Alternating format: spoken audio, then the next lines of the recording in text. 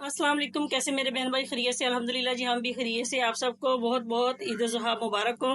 कुर्बानी की ईद, अल्लाह पाक आपको ऐसी हज़ारें ईदें देखनी नसीब फरमाए। तो हम आपके लिए बहुत ज़बरदस्त टिप लेके हाज़िर हुए क्योंकि कुर्बानी का गोश्त होता है, ये बहुत गर्म होता है। इसको हमने किस तरह से सेव करना है, तो आज हम आपको बताते हैं कि किस तरह से आपने इसको सेव करने का तरीका। क्योंकि ये ताज़ा गोश्त जो होता है ये बहुत गर्म होता है, तो इसको हमने किस तरीके से हम इसको सेव कर सकते हैं, तो आए हम आपको दिखाते हैं। सबसे पहले आपने इस तरह से एक बर्तन में लेना है, पानी लेना है, तो उसमें आपने इस ये गोश्त को इस तरह से अच्छे तरीके से इसमें रखना है। ये देखिए जी, इसको अच्छे तरीके से आपने वॉश करना है। इस तरह से आपने एक एक पीस को पकड़ना है और इस तरह से इसको आपने वॉश करना है। इतनी देर आपने वॉश करना, चाहे आपको 10 पानी बदलने पड़े, क्योंकि ये इसमें से बार बार खून निकलता है, ब्लड आता है। ब्लड जब तक ख़त्म ना हो जाए, पानी साफ़ ना हो जाए, उतनी देर तक आपने इस गोश्त के आपने अच्छे तरीके से वॉश करना, क्योंकि ये थोड़ी सी मेहनत की बात है। तो इस तरह से आपने इसको साफ़ करना। साफ़ करने के बाद हम आपको दिखाते हैं किस तरह से आपने इसको सेव करना है।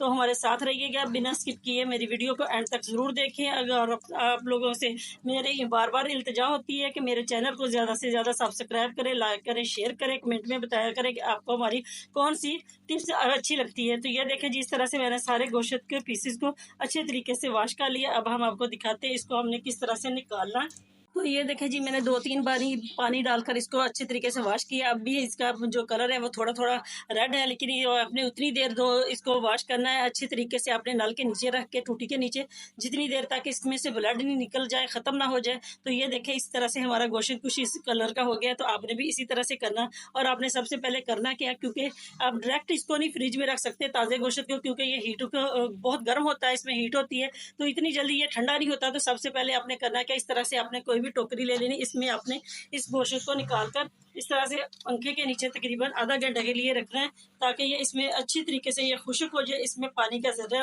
ना रहे। हम देखेंगे ना, ये तो ये नीचे पानी निकलेगा। जितना भी पानी निकलेगा, इसको बार बार आपने 2-3 बार इसको चेंज करना है और बर्तन चेंज करना, ताकि ये अच्छे तरीके से जो गोश्त है वह खुश्क हो जाए। खुश्क होने पे हम आपको दिखाते हैं किस तरह से आपने इसको सेव करना है। तो ये देखें, इसी तरह से मैंने इसको वॉश किया और ये देखिए किस तरह से पानी निकल रहा है। पानी हमने इसको इसमें डालना है। इसी तरह से ये खुश्क होगा। जब ये अच्छी तरीके से खुश्क हो जाएगा, इसमें से पानी निकलना बंद हो जाएगा, तब हम इसको सेव करेंगे। घंटा हो गया, मैंने गोश्त को अच्छे तरीके से सुखा लिया। आपने भी इसी तरह से गोश्त को सुखा लेना है। वॉश करना, वॉश करने के बाद सुखाना, सुखाने के बाद आपने सेव करना।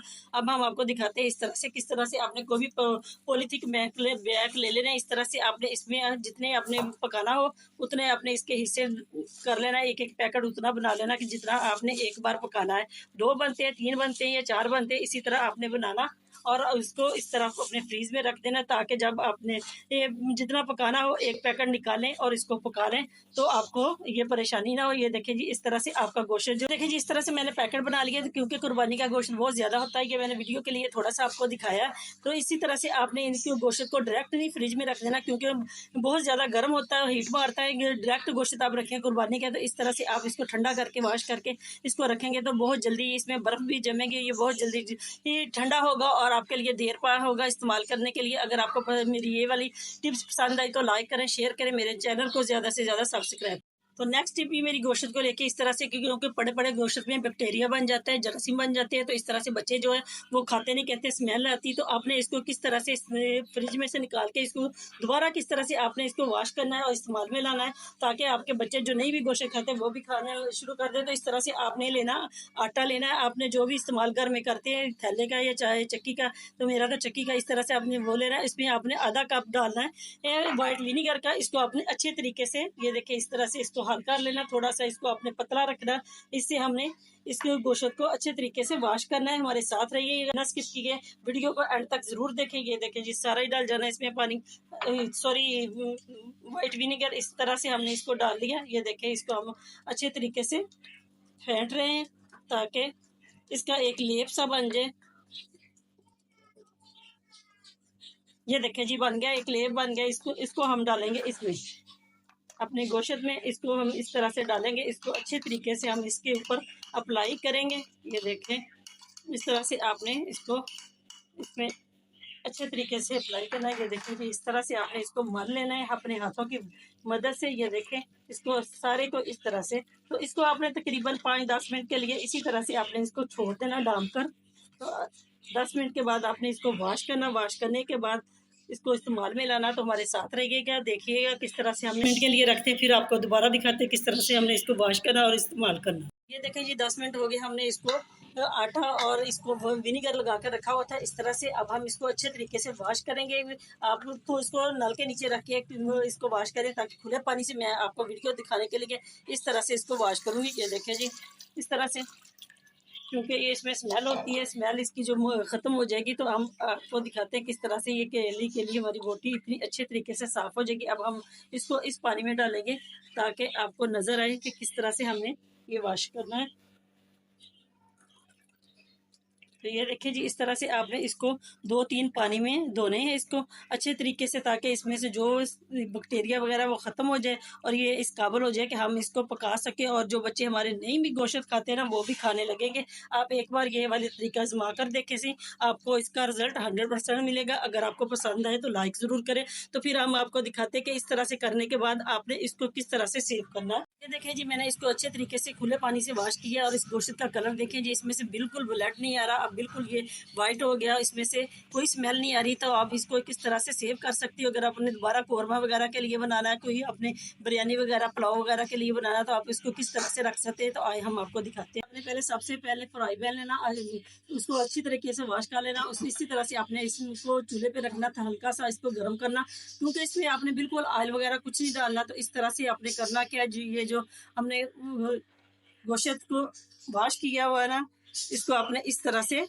इसमें रखना है। इसको हल्का हल्का आपने सेक लगवाना है, कहते हैं हल्का हल्का, पंजाबी में सेक लगवाना कहते हैं। आपने इसको हल्का हल्का गर्म करना है ताकि इसका जो पानी है वो बिल्कुल खुश्क हो जाए, और खुश्क करके हम इसको फ्रीज करेंगे।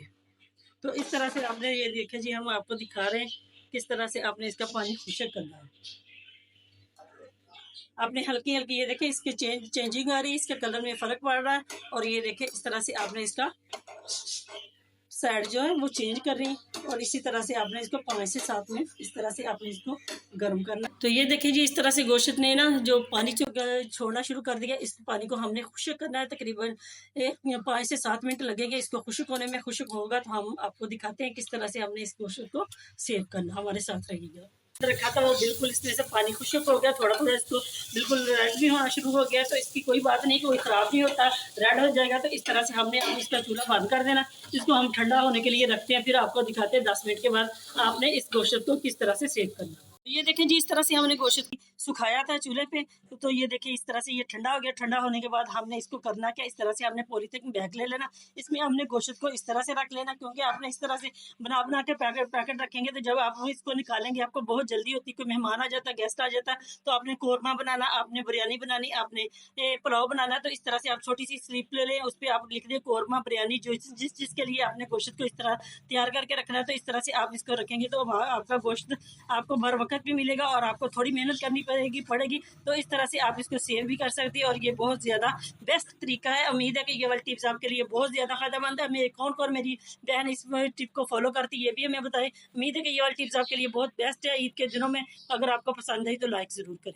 तो नेक्स्ट टिप हमारी इस तरह से गोश्त को लेके, जैसे कि हम फ्रीज़र में से निकालते हैं तो इसमें से बर्फ़ जमी होती है, तो हमने पकाना आता है बहुत जल्दी। तो किस तरह से हमने इस गोश्त को खोलना, तो हम आपके लिए लेके आए टिप्स जिससे आपको बहुत ज़बरदस्त फ़ायदा होने वाला है। तो आपने सबसे पहले करना क्या है, आपने लेना है इस तरह से पानी अपने ठंडा नॉर्मल लेना है, ज़्यादा गर्म नहीं लेना।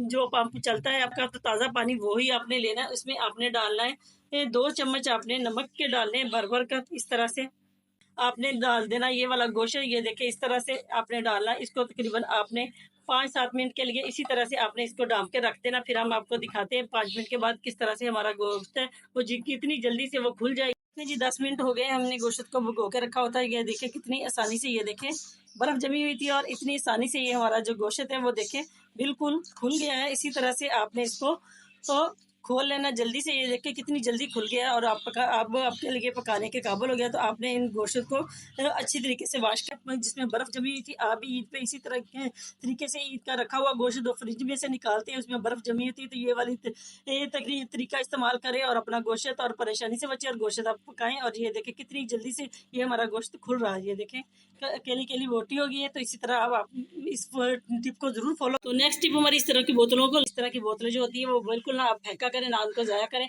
तो आज हम आपको बताते हैं कि इस बोतल का हमने किस तरह से इस्तेमाल करना और कितनी ज़बरदस्त ये हमारी टिप्स है, इसको ज़रूर देखिएगा। सबसे पहले हमने छुरी को गर्म कर लिया। छुरी को गर्म करने के बाद हमने बोतल को इस तरह से कट कर लेना। ये देखें जी, जल्दी से, क्योंकि छुरी ठंडी भी हो सकती है। इस तरह से आपने इसको कट करना अपने हिसाब से। तो हम भी अपने हिसाब से इसको कट कर रहे हैं। अभी हमारे साथ रहिएगा, बिना स्किप किए एंड तक देखिएगा, आपको पता चलेगा कि हम इससे क्या काम लेने वाले हैं। आज बड़ा ज़बरदस्त है, क्योंकि हमें बार बार शापर नहीं मिलते चीज़ों को रखने के लिए, तो हम किस तरह से इसका इस्तेमाल करेंगे। मैंने बोतल को कट कर लिया अपनी फ्रिज के हिसाब से कि उसमें कितनी स्पेस है। ऊपर मैंने जाली रखी, उसके नीचे हमने किस तरह से इसको रखना है, क्योंकि हमने बर्फ़ भी जमानी होती है, गोश्त भी मैंने रखना होता है, तो उसमें से स्मेल आती है। तो आप किस तरह से अपने गोश्त को सेव कर सकते हैं। इसी तरह से आप वॉश करने के बाद गोश्त को इसमें, इस बोतल में आप इस तरह से डाल सकते हैं जितना आपने एक बार पकाना है। तो ये देखें, बड़ी ज़बरदस्त टिप है, इसको ज़रूर आजमाएं और ये भी बताएं कि कौन कौन मेरी बहन भाई बहन इसको इस्तेमाल करती है। तो इस तरह से आप इस गोश्त को अपने फ्रिज में रख सकते हैं। ये देखिए, ये इतनी इस तरह से आप रखेंगे तो ढेरों गोश्त भी आपका आ जाएगा और आपकी स्पेस भी बच जाएगी। तो आप बर्फ भी जमा सकते हैं। उम्मीद है कि ये वाली टिप्स आपके लिए बहुत ज़्यादा फायदेमंद। अगर आपको पसंद आई तो लाइक ज़रूर करें और शेयर करें। मेरे चैनल को ज़्यादा से ज़्यादा सब्सक्राइब करें। मिलते हैं नेक्स्ट वीडियो में, तब तक के लिए अल्लाह हाफिज़।